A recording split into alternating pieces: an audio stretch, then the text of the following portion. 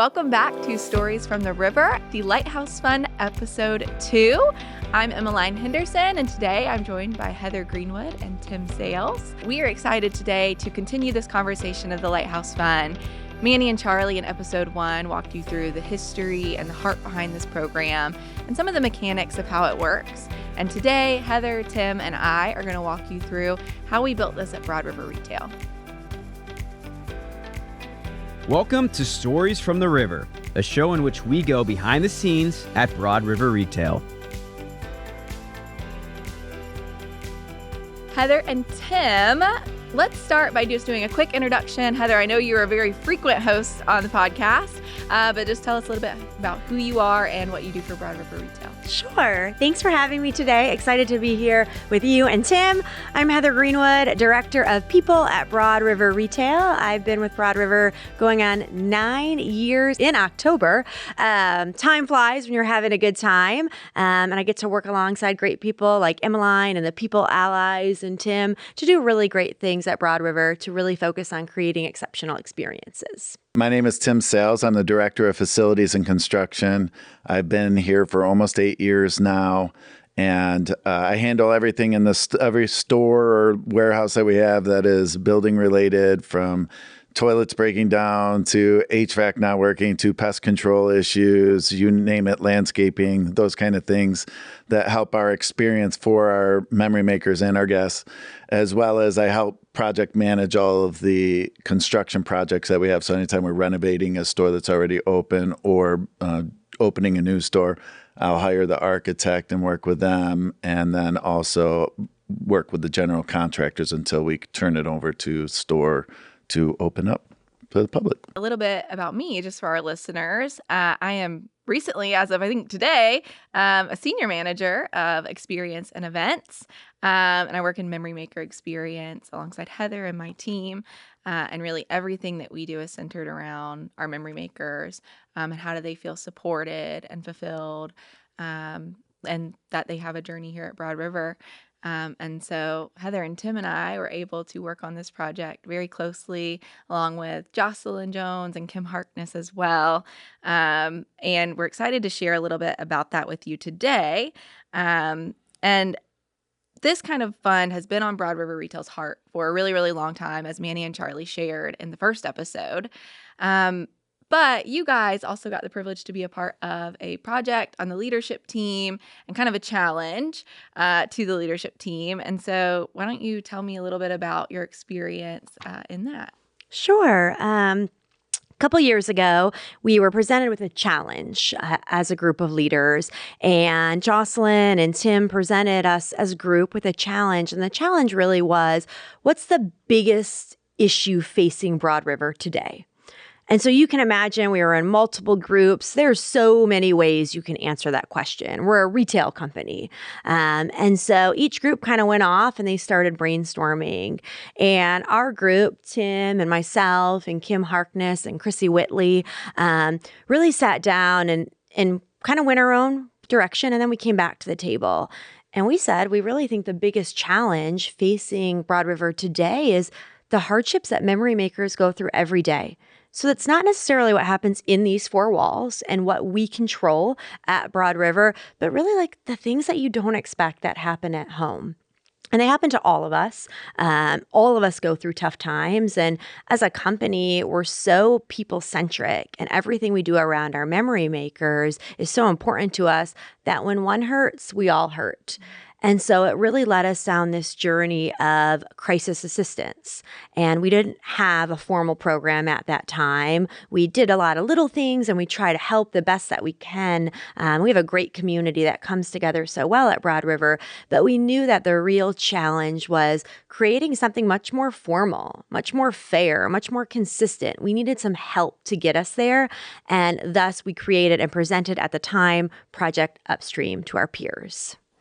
Yeah, it was really an interesting process, because when you get put in those challenges, for the leadership meetings, you want to, it gives you an opportunity to work with people that maybe you don't always get to work with hand in hand. Like you might exchange emails or be in the same meetings, but you really get in the trenches with teammates and work on it. And so it was really important for us to be like, all right, well, who are we as a group? What's our lane? Where, because to be successful, your heart has to be aligned with it. And so all of us in what we do, we care about the people of this company greatly. And so this was such a natural hit for us. And where we were thinking back, almost 2 years now, when we first thought about this was we were coming out of COVID.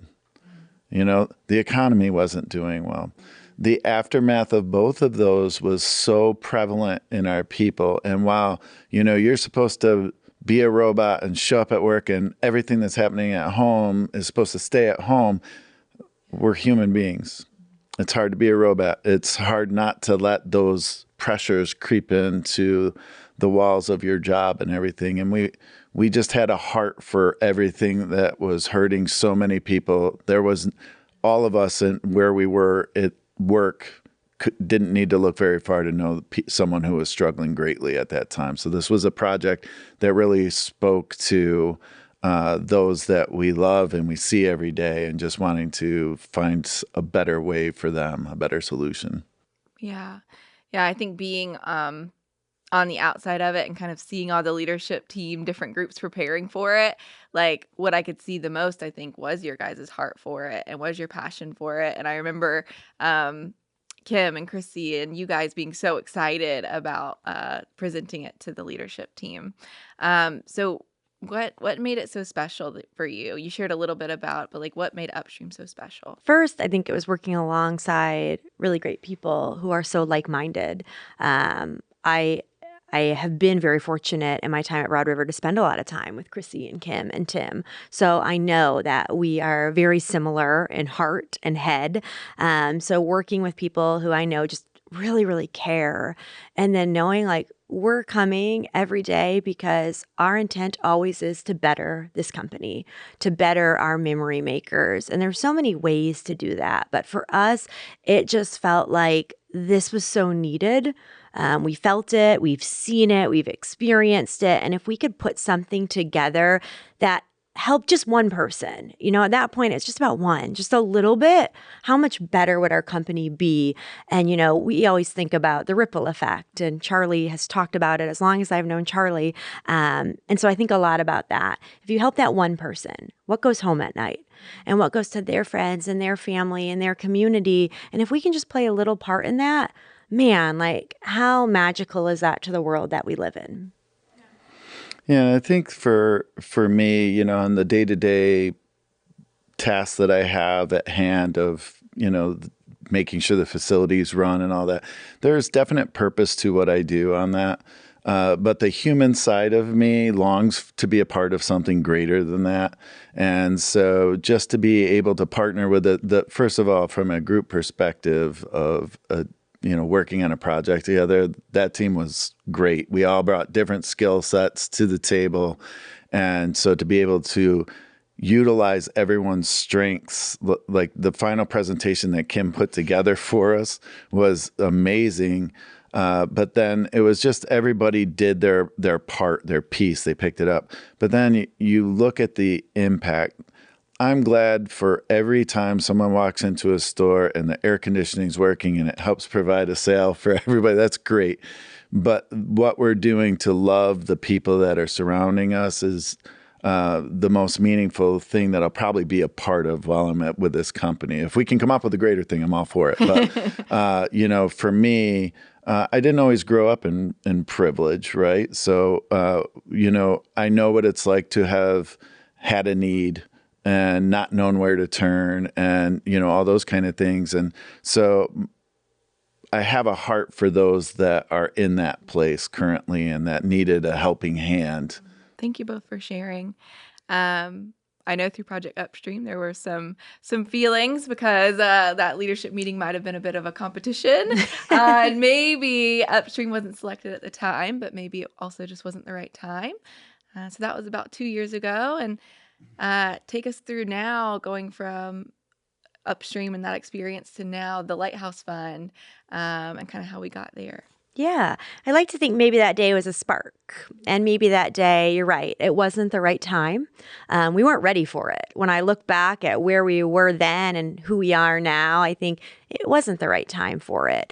And when the idea kind of came back to light through a lot of different things going on in the company, affecting multiple people, different locations, the hurricane, different things, when it came back up, it was a little bit of a sigh of relief that, like, oh, okay, we get to do this. And really sitting down and talking about, okay, now what?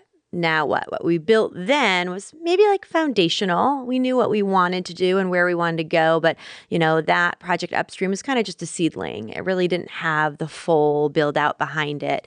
And so we got together, Tim and Emelyne and myself and Kim and Jocelyn, who we work very closely with. Emelyne and I really led us through this strategy session. And Jocelyn is amazing at getting you to think at a different level and taking you to a place that you didn't know. And so through that strategy session, I think to recenter us and to think about what is it we ultimately want to achieve and how do we get there. Again, I think we started with an idea, but where we went from there through that day and that session really helped us to form what today is the Lighthouse Fund.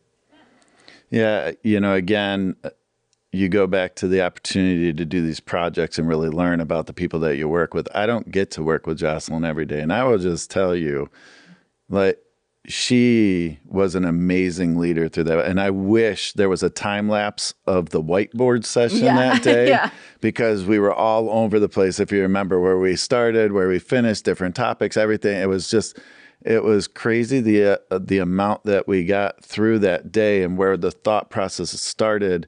But what she kept spoking out, like she just kept stoking the fire. And then all of a sudden it was like, boom, we would get someplace and we would all just get silent for a second when we would hit somewhere. So, there's never a wrong time to do the right thing. If it took some time for everybody to get to the point where they could see it, then so be it, because this is a really good thing for our people. And it's a big win for our memory makers. Yeah, 100%. I always really love those meetings where we whiteboard for hours and then we're like going in circles. But at one point you get to a place where like, yes, that feels right. Like that is it. When you finally like get to where you're going. And so that day we created a vision together for this program. And that is to be a light in the lives of everyone we serve. Hence our Be a Light shirts today. Can you tell me a little bit about, what it means to you to be a light with this program? Yeah, I think the vision itself, and again, to both of what you've shared, walking in that room that day, I think we had a lot of thoughts. What do we think we want to accomplish? What do we think the vision is? But none of us knew until we went on that journey together. And so when I think about the heart of the program or what's most important to us for our memory makers, we've always wanted to come alongside our people. We've talked about that for a long time at Broad River, being there through the good, through the bad. And so ultimately for us, and thinking about being a light is really, how do we help serve others? How do we come alongside you? How do we help you through those times, knowing this may be a bump in the road, but it's not the end. You'll get through it. There'll be brighter sun on the other side. And so for us, being a light to everyone we serve, is about all. I think it's really important to know that this program is available to all memory makers. Again, we know that crisis, it doesn't matter what your title is or how much money you make or where you work or what you do, it can happen to any of us at any time. And so if we can be there with you and you know that there's a little glimmer on the other side that can help you get there, then we want to be there with you to help you through those trying or difficult times in your life. Yeah, I would say, there are a million things that when you're in despair make you seem like you're surrounded by darkness, right? And you're always looking for that little flicker of hope, right? That little flicker of light. And, I like to talk to my kids about, like, my wife at home does a million things on purpose to make our home have light. She opens the blinds every day. They're wide open. There is light-colored paint on the walls. She has music going at 6:45 in the morning when no one else is. And you know why? Because it is all centered around light and hope and happiness. If your day starts with all that, then it's hard not to feel that. And so when you get in those situations, you're looking for just something to cling on to, some little bit of hope to cling on to. And this program is so much bigger than the three of us, right? But as a company, we're providing that light color paint, the open blinds. You're opening hope up to someone, which is the light that they need in the time of darkness. Yeah, 100%. I think for me, it's also all of those things you said. I think that in those moments, it's important for people to feel like they have somewhere to go and they have a community. And with this program, we get the opportunity to do that. And I think about our purpose a lot of furnishing life's best memories. And I personally grew up with my mom being very sick. And a lot of people showed up to help us financially, to be there for us, and to be that light. And I think about some of the best memories that I have with her are during that time. So when I think about furnishing life's best memories and I think about this program and being a light, it's, giving people opportunities to have moments of hope and moments of happiness and great memories, even during a time that could be really dark. I hope that this program continues to do that for people, as we've seen a good impact in just 2 weeks, but hopefully that continues to pervade our memory makers' lives. So I'm going to switch gears just a little bit and talk about a little bit of how we built the fund. And so Heather and I met with several friends of Broad River throughout this process. So Heather, why don't you tell our listeners a little bit about the homework behind building the Lighthouse Fund? Sure. When we originally started Project Upstream, we knew, again, it was a seedling of an idea, but there was other people who have done this, and they've actually done it really well. And we happen to know some of them. So over the past several months, we've taken a lot of field trips. We've spent a lot of times with people that we love. And so our initial introduction or meeting was with Movement Mortgage, where we spent time with Stephen and Nikki, and they really walked us through what this looks like there. Their version of the Lighthouse Fund, Love Works, and they spent so much time with us answering questions, talking about different things they've done well, different things they've done better, and they've really grown this program into something so inspirational. And we hope someday to grow into a program like that. And then we continued our journey and we spent time with our friends at Riverstone Logistics, who we've known for a long time. And they again brought us in and talked us through a little bit of a newer version. They've also just gone through this, so they could share some very firsthand, fresh knowledge through the launch, suggestions, again, things they're proud of, things they would have done better. And I think through all of those sessions, our wheels were turning. Emelyne was taking a ton of notes, and we'd come back and we'd sit at a table and we'd just digest everything and think about, okay, we know we like this. We know we want to do this. Now, how do we package that all together? And throughout this, working with our partners at Helping Hands, who've just been terrific from day one. We work with them and Project Upstream, just really giving us guidance and feedback. And ultimately, through all of these meetings and all of these interactions, people just wanted to help support us and guide us and know what we're trying to achieve. They've been there and they have a heart for the same thing. And we wouldn't be here today without all of those amazing people, all of the emails and the phone calls and the meetings. This cannot be done on your own. It cannot be done without some level of expertise and know-how. And so going through that process made this even better for our memory makers at Broad River. Yeah, definitely. I think we were very lucky to have people there walking us through the process. What else is saying? Like, you're standing on shoulders of giants. Like, they've done this before. So great to kind of just learn from them and pick things up where we needed it. And I think through that, we were also kind of building, how do we make this feel like Broad River? So taking, ideas from others and then building what is our own thing in our own Broad River culture.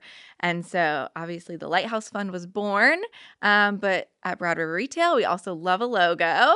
So Heather, tell us also about the process of building the logo for the Lighthouse Fund. Sure. No pressure. Creating a logo at Broad River is a science, and it is so much more than what ends up on that sheet of paper at the end of the day. And so going through this process, candidly, a lot of pressure, knowing we wanted it to be right. So much heart behind this from Charlie and Manny as our owners, and just knowing there's so many memory makers who are going to be impacted by this. And so we went through several iterations of a logo. We started at one place, and through the patience and the partnership of our creative team, we went through multiple iterations. We had a lot of dialogue around what feelings do we want it to evoke? What is it about? When a memory maker looks at it, what should it tell them? And so I think ultimately there were a few things that were really important to us in the logo. One being the warmth of the light, really that brightness, that hope. You can look at images of lighthouses and you can see all sorts of different things. But we know that ultimately it's seeking that light, being that light. And so that warmth was really, really important to us. And in the end, where we ended up with the logo today is really, I think, just paints it beautifully and really represents everything that we want that lighthouse to stand for and who we are as memory makers. Yeah, agreed. When I see it, to me, it's very welcoming and inviting, which I think is exactly what we want from this program. We never want a memory maker to feel like this is something not for them or that they don't, want to take part. We want it to feel very inviting. Tim, what did you think the first time you saw the logo? That Jim Goins just always delivers.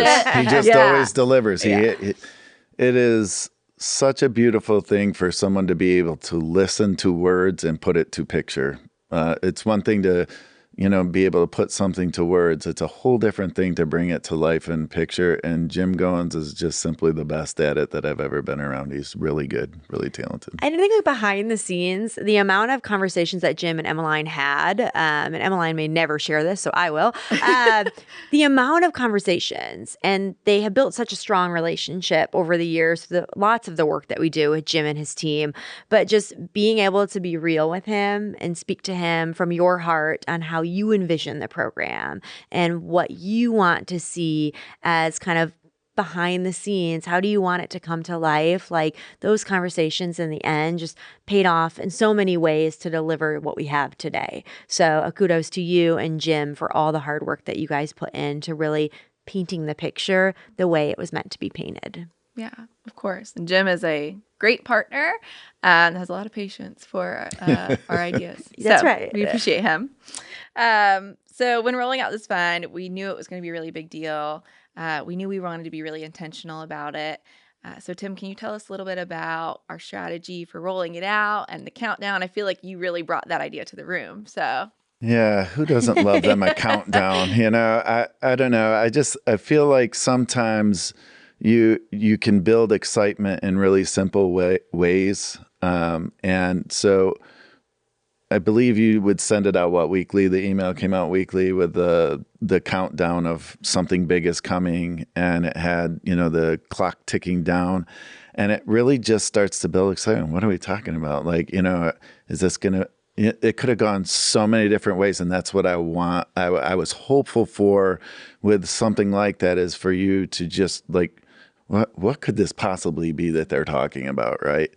And so the excitement about it, and, I would hear some comments from my teams like, do you know what this thing is about? I'm like, I might here or there, And so it's really good just to invoke that excitement and try to draw people because you get one chance to, roll this out in the right way and to get people to understand what it is and get buy-in for it, because this is a multi-layered thing, right? It's not just a help to people, but it's the opportunity to serve also. And so you really wanted to have it be, this launch had to be right. It had to be informative. It had to be exciting. And it had to be something that spoke to them. And so I thought just the simple countdown at the very beginning, just for, a weekly reminder, hey, we got something really cool coming. It just invokes a certain excitement level that, I would hope was part of the payoff and the attendance that we received for the initial rollout of it.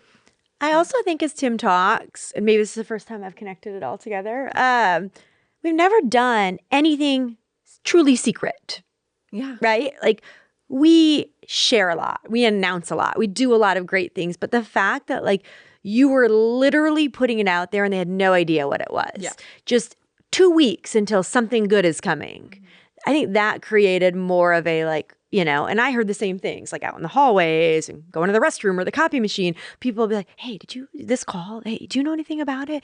Who do I ask about it? And it just makes me think, like, we've never had a buildup of something. We've had special announcements and things, but this truly, there was nothing else. Nothing else. So it could have gone so many ways. But I think that's like what created this momentum and this energy. Like, yeah, I got to go to that call because I don't know what they're going to say and I want to be a part of it. And I always look at like the emoji responses on emails. Yes. I just like to see the count. And so I would keep going back to it. And as I saw hearts and celebrations, I would look at the names like, oh, they're from all over the enterprise and they're excited. And this person works in the call center and this person works in the warehouse and this person's in Fayetteville. And it just made me even more excited to share it with the company. Yeah, me too. I feel like I did hear a lot of rumblings. People would ask me, they're like, can you tell me what this is? Because the emails come from MMX and everyone knows I'm in MMX. So they're like, you have to tell me. I'm like, I don't know. I have no idea. So it was really exciting. People asking about it and being on the GM call and them putting it in the chat, being really excited. And so, we knew that we wanted this to feel big and to feel different than other Broad River initiatives and programs. And so tell me a little bit about some of the other things that we did to make it fun and make it exciting and different. Yeah, I think the surprise Zoom call or Teams call actually was like just a stroke of genius in a sense, because we were just like, how do we make it fun? How do we make it exciting? And not telling them, I think, was probably one of the coolest things. And then really asking our leaders, like, now you got to get your people there. And so you did a call with our leadership team first and foremost to share it with that group, to say like, hey, we're going to let you in on this. Because we want you to be excited to go back to your teams to spread the message without spreading the message, to get them on the call. And through part of that call to action that you made of our leadership team was the Be a Light shirts. So you got all of our leaders these shirts to wear on the call. So as you started to see people get on this call, they had their blue shirts on, and our team loves swag and t-shirts, as I'm sure our viewers know by now. And so you start seeing in the chat, like, where do I get a t-shirt? That was like the first comment I saw that morning in the chat. And of course, there were some surprise locations I'm sure you'll talk about that showed up on that call. But I think through that, through the engagement, through the energy, through your ask of our leaders to really get there and represent their teams, made all the more momentum until we got there that day on the call, and then slowly saw that number creep up as people came into the room that day. Yeah, for sure. I think about our leadership team and getting the shirts to them, and like they were also willing to come pick it up and be there, the days before to get their shirt, and then all like them showing up on the call. It's just such like a sign of unity, and all being there for one purpose, and that was really special to me too. I think also the way the run of show was put together for how we launched this was really brilliantly done. So well done for you on that.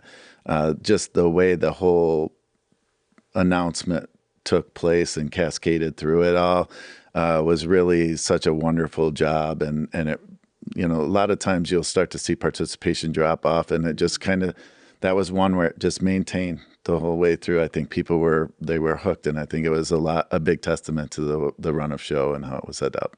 There was a lot, I think, of time and investment, not only by us, but by Charlie and Manny, and really belief in this program. Getting shirts for our leadership team. And we built 2 videos, an internal one for the launch and an external video, which we're excited to share soon. And also Charlie and Manny traveling to a lighthouse on the day of a launch. So not only were we there talking about the Lighthouse Fund, but Charlie and Manny joined us from a lighthouse in Maine. So that was really exciting, I think, for our memory makers to see. Maybe some panic on the other side. Maybe a little bit of panic. Technical Heather difficulties. will tell you. Like when Charlie says, I'm going to be at a lighthouse. I was like, with Wi-Fi? And we're in South Carolina, and I'm thinking, and Emelyne starts to ask all the real technical questions of like, okay, just double check your Wi-Fi. Make sure you double check your Wi-Fi. And then part of me is like, are they really going to be at a light? I don't know. And we get on the call that morning, and then it's just the nervous. There's already, every time you have a call, you're nervous. And then the like waiting, and where's Charlie and Manny? And then I think when Manny and Charlie first got on the call just with us before the call, and all of a sudden you saw the lighthouse in Charlie's phone, it just all came together and it clicked. And maybe there were some technical difficulties and things like that, but it didn't matter, because what mattered was the messaging and the intentionality behind that moment, why they were there, the significance of why they were there. And again, just like how it makes everything come full circle on the lighthouse. Now that the fund is officially live, we've kicked off, what feedback have you heard from our memory makers about the launch or the fund itself? I think I hear a lot of things in passing. And coming off the call that day, I just got a lot of great feedback. And I think it was this like, wow, I work for a company that's willing to do this. I work for a great place. I feel supported. I feel cared for, valued, loved, all things that I think about every day in what we do. And for them to just see that, we always say we're there for our memory makers. We've always said that. But a lot of times it's seeing it in action. And you may not always see it. You know, we're busy, we're heads down a lot of times. But I just think people seeing that and knowing that it's there, you may not need it today. And that's awesome. But you never know when you will need it. And so just hearing those things in the hallways in Fort Mill and through emails that we've received, and even people since going through the process, just furthers this sense of, it's the right thing. It's the right thing to do. It's about being kind. It's about giving back, and to just hear those things and see the smiles and know it makes people feel in the right place. There's no better feeling than that. Yeah. So I'm going to preface this by saying I am an emotional Italian-American man. And so we laugh, we cry, we think, we eat, rinse, repeat every 4 hours, right? And so when you are a part of something like this that has so much meaning, but even beyond that, just the whole process of putting it together meant so much to me, to work with people. I mean, Heather's probably one of my closest friends that I have working here. And so this isn't the first time I've had to work on a project with her, but we put so much of our heart into this that, you know, I'm sitting, she's actually talking on the call, and I'm like sitting there, I'm choked up. Like I have tears in my eyes, and I'm like, I have to get my act together. I have to speak in a minute, you know. And then as soon as the call, and by the way, while the call is going on, the chat box was not helping me at all, because there was so much love being and appreciation being shared in that it was what we would have hoped it would be. And so when the call ended, the first thing I did was get up right out of my office and walked over to Heather's, and I gave her a big old hug, and we both sat there and we both were crying. And it was like, and then we turned around and we started to walk out, and there were people coming towards us, clapping and hugging us and saying thank you. And I think that because even if some of those people aren't the ones in need now, they know what this is for our people. Mm-hmm. And so I've had people come up and tell me that, hey, I'm giving some money for it. I'm like, oh, good for you, you know. But I also have already had someone come up to me and ask, you know, they were in a bad spot, and I was able to direct them to it. And just yesterday came to my office to tell me that they got assistance. And and just the meaning of it, and just to see what it meant to that person was like, that's what this is for, mm-hmm. right? And to know that so many people that were giving the love for it that day were the ones that today are not the ones that probably even need it, tells you the heart behind it, because that means that this is going to be something that we're all in, that we're either serving or we're in the need part of it. whichever you are today doesn't mean that's not where you might end up on one side of it, the other, at any time. And so just to see it be so outwardly spoken of appreciation has been really nice to see. Yeah. I think for memory makers that I've talked to, something that I've heard was like, this came at just the right moment.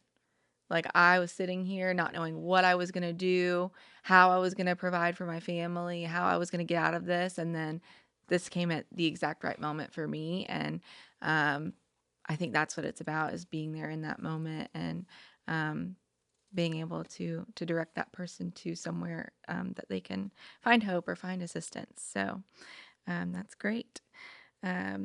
We have a few Broad River Give Back programs that we run. And, one thing that we come to find every year is that our memory makers always show up when it's needed and when it's time. And, we never want anything we do to feel required, right? We always want memory makers to know that, like, these programs are optional. Giving money to the Lighthouse Fund, it's wonderful, but if it's not the time for you, it's not the time for you, right? But we've always found that consistently our memory makers show up for things like this, and they have a heart to be a part of it. And so I'll share a few stats with you. On the day of the launch, we had 44 memory makers just after that call sign up to give, which just is incredible. And then now, as of today, which is 2 weeks after the launch, we've had 68 memory makers sign up to give, and we have a goal of 75, which we think we're going to hit pretty easily. So we're very thankful to anyone who's going to give, whether it's $1, $5, $10, whatever it is. We're thankful for people that give back to this fund. And so that's been really exciting to see. And then we also have already been able to make an impact in the lives of our memory makers. We've been able to give back and support people with really vital assistance with either rent or medical payments and things that at one point were really a stressor on them, and hopefully this can give them kind of some breath of relief. So this fund has already done an amazing job supporting some memory makers, so that's exciting. Yeah, to feed off that, Emelyne, we offer so many different ways to support different causes, and it is optional always. And it's okay that if someone doesn't want to give to this, because it's like, you give where your heart is, right? So think of all the different, charity groups that are out there. Well, not everyone's going to give to, say, the Alzheimer's Association because maybe their family hasn't been touched by it, but someone like mine that's where we give some money. So your money goes where your heart is, right? Yeah. On something like that. And so maybe Operation School Bus, maybe you were that kid when you were younger that didn't have what you needed to go to school. So maybe that speaks more to, it's okay, it's all with us, but with this organization to be the size that it is, there's going to be so many people that this Lighthouse Fund reaches and speaks to their heart because they were that person that was in need at one point or are now. Yeah. Yeah. And I think one of the beautiful things that we see with specifically Operation Magic School Bus, where we collect school supplies annually for memory makers, is that, a family will sign up because they need support, but then they'll also donate a pack of pencils. So I love that reciprocalness of it, of when I see that from a family, like, hey, this family signed up because they really do need support, but they're also thinking about what can I do? And they give that like pack of pencils. And so I love that. And I think eventually we might see that with the Lighthouse Fund. Yeah. And I think that's just a beautiful representation of memory makers helping memory makers and the community that we have here. I think it's more important to note the Lighthouse Fund is anchored and first and foremost put together through funding by our ownership team.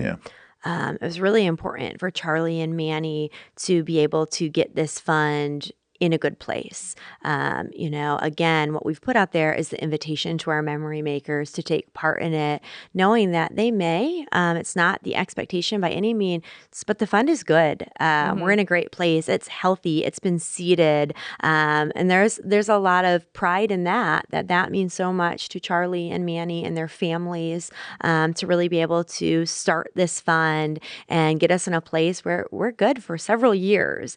And what we're adding to it makes it even stronger and goes on to be here for a really long time.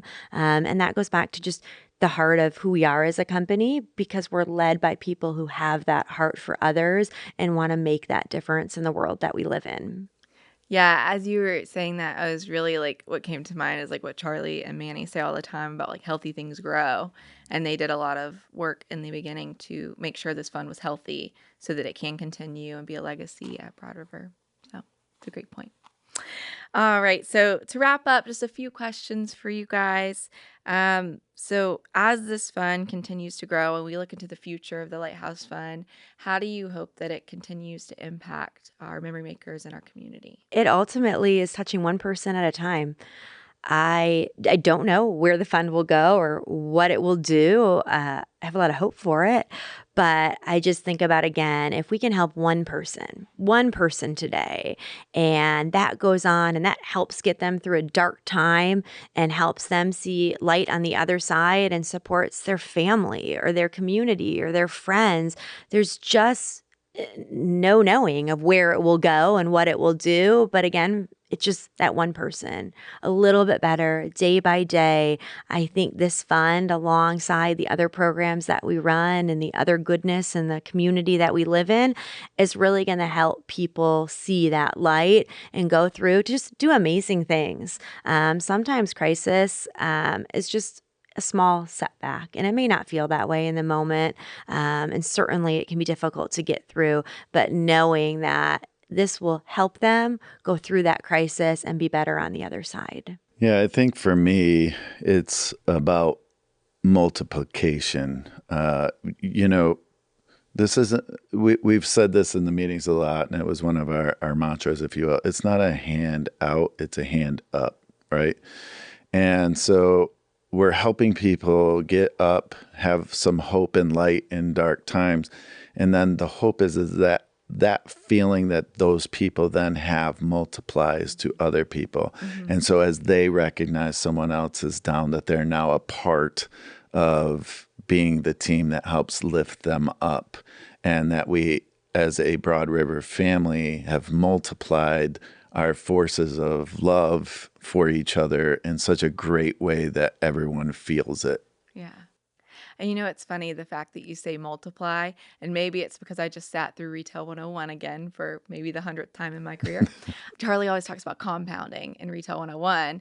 And so that's kind of how I see it, is like, one crisis or one bad thing, like once that happens, it can compound.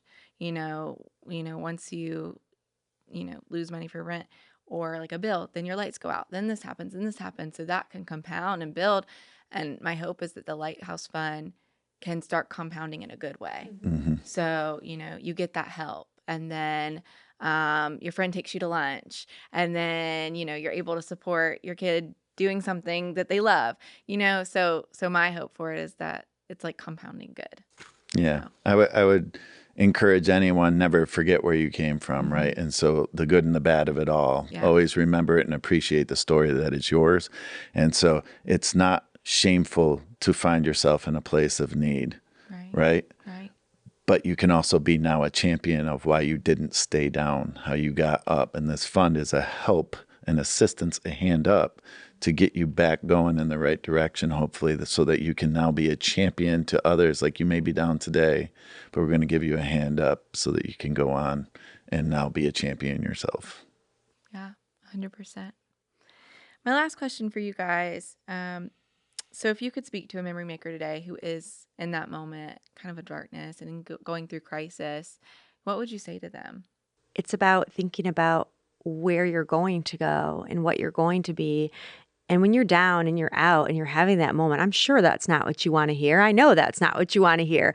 But there's so many people there, so many people that support you, that love you, that care for you, that are going to help get you through the other side. Everyone goes through it. If you believe there's people out there that don't go through tough times, no, everybody goes through it. And everyone's been there, and everybody has a bad day, and those bad days look different, but there is so much good, and there is so much out there that can help you get there. You will, and it may take time, and it may be really tough to get there, but they will get there through the right determination and mindset. They will. It just takes time and just the belief that it will happen and you will get through it. Yeah, I think the big message for me is you're not alone. That so many times when you find yourself in crisis, the tendency, and I've been guilty of this in my past as well, is you shrink your circle of people you'll talk to about it, and you hold it in. You're ashamed, you're afraid, you're whatever it is, but you're now walking the path alone. And someone very dear to my heart and my life has the saying of the scene of the crime is your mind. And what tapes are you playing? And that leads you to isolation and desperation and darkness. And so if somebody were to come to me and say, the big thing is, hey, you're not alone. You don't have to be alone. We have so many ways that we can help you, walk with you, and love you through this. Don't do this by yourself. We have the Lighthouse Fund. We have corporate chaplains. We have EAP. We have each other. Beautifully said. I think along those same veins, no one wants to walk through life alone. And if you're feeling that way, like, find someone, because someone does care. And I think we see a lot today, especially with social media and just the way the world is, like, a lot of just bad news, right? But, like, as a core belief, I, like, truly believe that humans are so good and that they have the heart for others. And so just find that, like, one person that can support you and be kind and have a smile with you and try to get you into, like, a better headspace sometimes, because we all need that. I also just want to take a minute to recognize there are so many people not sitting on this podcast today who made this possible. And although we are honored to tell this story, without Kim and Chrissy and Jocelyn and Charlie and Manny and Jim and Jen and the payroll team, Ariel and Kaylee, this just wouldn't be possible. And even more for me, Emelyne is hosting today's episode. But without you, Emelyne, this wouldn't be possible. So to know where it came from and how much it means to us, for you to bring it to life in the way that you did exceptionally, we may have been in the room, but you did so much behind the scenes to make this a reality for our memory makers. So thank you for all that you do for our people, for our memory makers, for the community. You make Broad River so much better. Well said. Thank you both for joining us today. Thank you for your hearts behind this program, your heart for several years to want something like this and then to finally see it come to fruition. Thank you for sharing your thoughts and your vulnerabilities with us today, and for being continuous supporters of the Lighthouse Fund. So thank you also to our listeners for joining us today. We have several exciting events upcoming that we're going to cover on the podcast. So be on the lookout for those every Tuesday and Thursday. And we also have a really exciting 300th episode coming up. So be on the lookout for that very soon. When I think of a lighthouse, I think about early childhood growing up in New England. We had plenty of them. I really didn't know what they were for. But it wasn't until later that I found out the really true significance of a lighthouse and why they exist. We've been thinking about a fund of this sort for quite some time. And so as we contemplated naming this fund, Lighthouse was a visual and solid foundation structure that gave us hope. And so this fund is set up to help you take that first step, take that next step, because we care about you and we can't do it without you. You know, we say that we're in the business of furnishing life's best memories. There's an assumption that goes along with furnishing life's best memories. It's that you're healthy, it's that you're stable in order to enjoy those memories. And so if you're not at your best, you can't even think about having your best memories. We hope that no memory maker ever goes through crisis, but we know that it will happen. So we really want our memory makers to feel cared for, valued, loved, and appreciated. For you to know it is okay. You are going to get through it. And if we can help even just a little bit, then that's what we want to be able to do as a memory maker, as a part of our community, as a part of our family. This will be the best thing that we do, setting up this Lighthouse Fund to care for our people, to care for the memory makers, to show them that, hey, we see you, we hear you, and we are committed to walking alongside these times with you.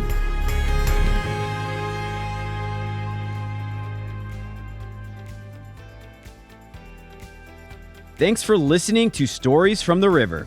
To check out more episodes, visit storiesfromtheriver.com. To watch this episode, go to youtube.com/@storiesfromtheriver. Join us again next week, and remember to like, rate, and subscribe to the podcast.